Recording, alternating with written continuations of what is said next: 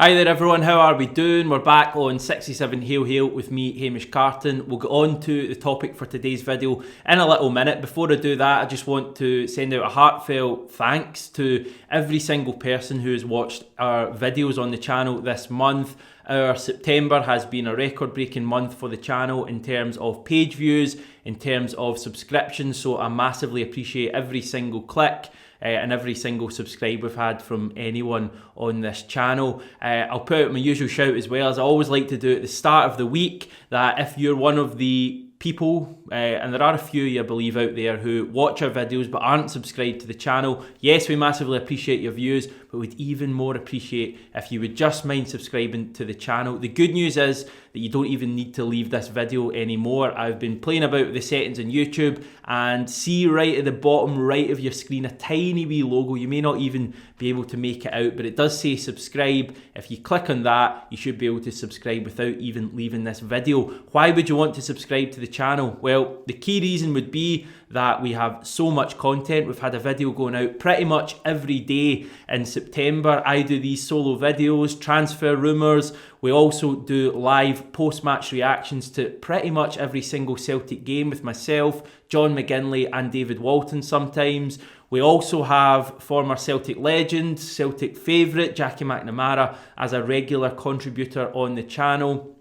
Jackie joins us quite often, usually 2 or 3 times a week, to chat about the latest going on at Celtic. So if you don't want to miss out on any of that, then feel free to click subscribe now. I've spoken about in the past how it would really help me out with making my targets, so even if you don't really want to, just click that button and you'll make me feel a lot better. It would be massively, massively appreciated. But the main message is thanks so much for a great September, and let's roll on October.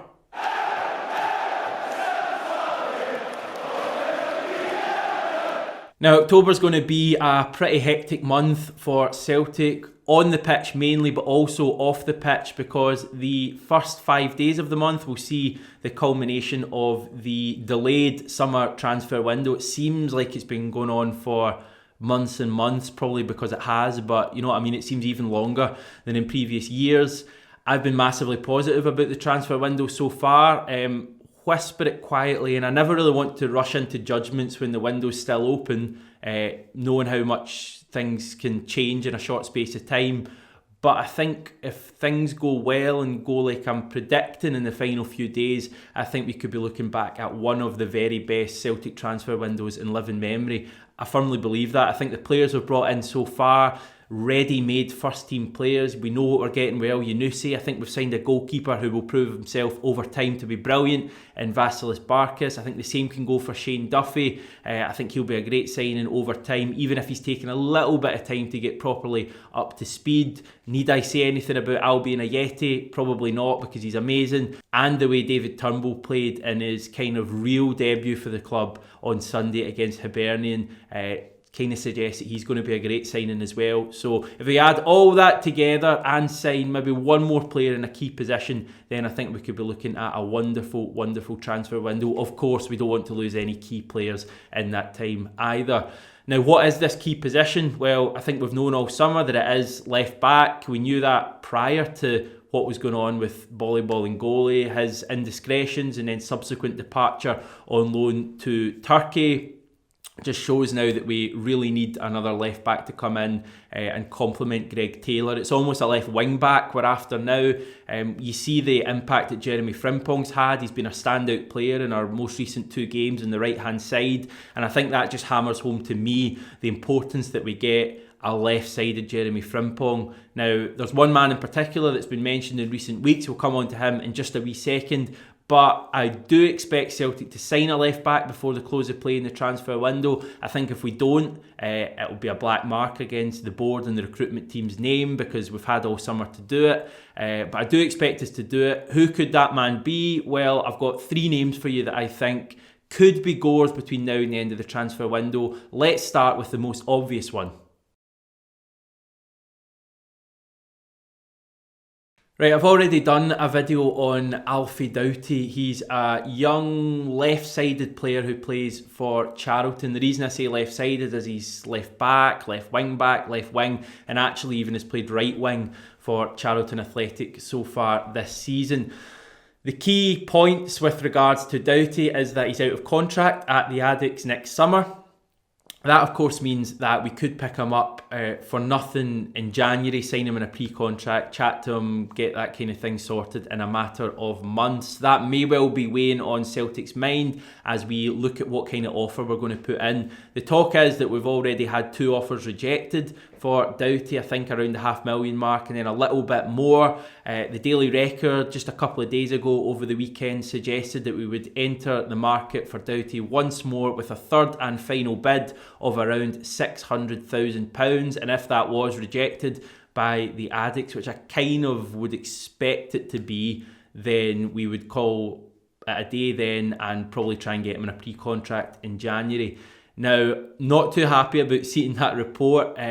For the quality of Doughty, as I say, we've done a video, I'll link it up there, you can have a proper look at him, but he's seen as a real, shining light in a struggling Charlton team at the moment. The fans absolutely love him, and that's usually enough for me.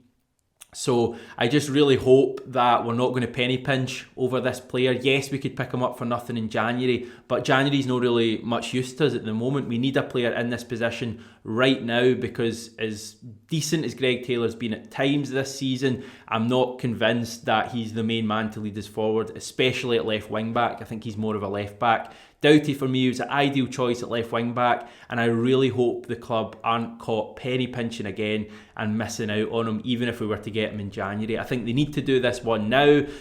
Charlton have got a new owner, Thomas Sandgaard, and it's been interesting to know what he said about not Doughty in particular, but Charlton Youth Academy prospects and first team players who have a potential sell-on value. He's been saying effectively that the club will play hardball and they will get a good fee for their player, but the players are for sale. That's a bit of a sea change from the Charlton opinion prior to Sandgaard coming in, which was that they wouldn't sell players like Doughty. So maybe their takeover, which went through late last week, I think on Friday, suggests that Celtic could have another opportunity or a better chance to get Doughty in. I think we're going to sign him for the record, but just in case we don't,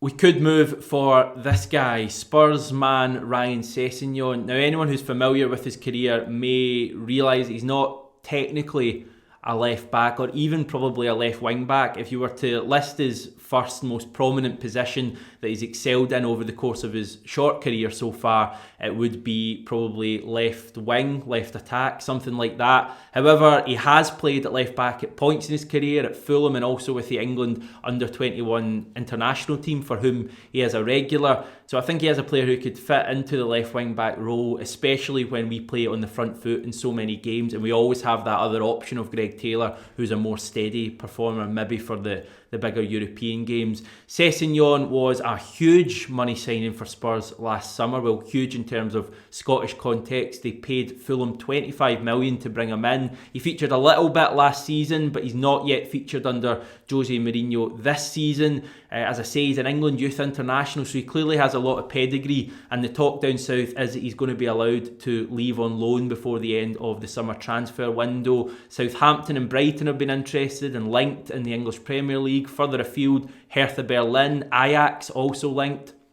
Those clubs are obviously playing in far stronger leagues than ourselves, but I wouldn't necessarily count us out of an interest if we did have the ability to offer Sessegnon Europa League football this season. Yes, it's not the Champions League, but I think it is still an important thing for players' development to play in European competition. So it might be interesting to see if a player like Sessegnon would be an option for us. I think given that we bought Bolingoli and Greg Taylor for over $5 million last year, it's fair to say that we won't be spending a lot of money on a left back if we do bring one in this summer.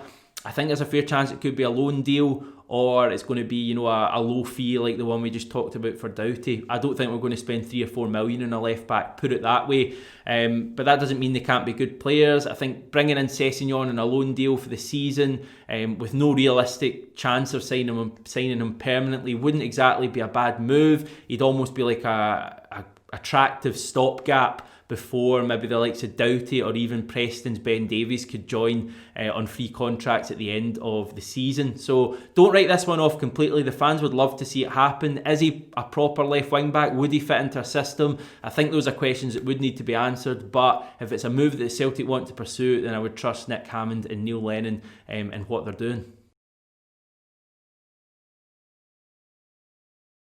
Final player I'm going to touch on is the Leeds United fullback Barry Douglas. Many of you will remember him from his time in Scotland. He played a considerable amount of games at Dundee United before going away to Poland. He's been in England for the last few years, got promoted with Leeds United last season, played 15 of their championship games. However, he does seem to be even further out of favour this season, as they're obviously in the Premier League and have signed some good players over the summer. Marcelo Bielsa hasn't played him in any Premier League game so far this season. Douglas has played just one game, and that was in the League Cup. He scored a penalty as Leeds United exited that competition via a shootout. Marcelo Bielsa does still see a chance for Douglas this season. He says he's a useful player to have around, and it's certainly, reading between the lines and reading his quotes, it doesn't seem like the Leeds manager is in any rush to lose Barry Douglas this summer. So is this one that could happen? He's been linked earlier on in the summer when Bolingoli was linked with a move away originally to France. The chat was that we could look to bring in Barry Douglas and that he was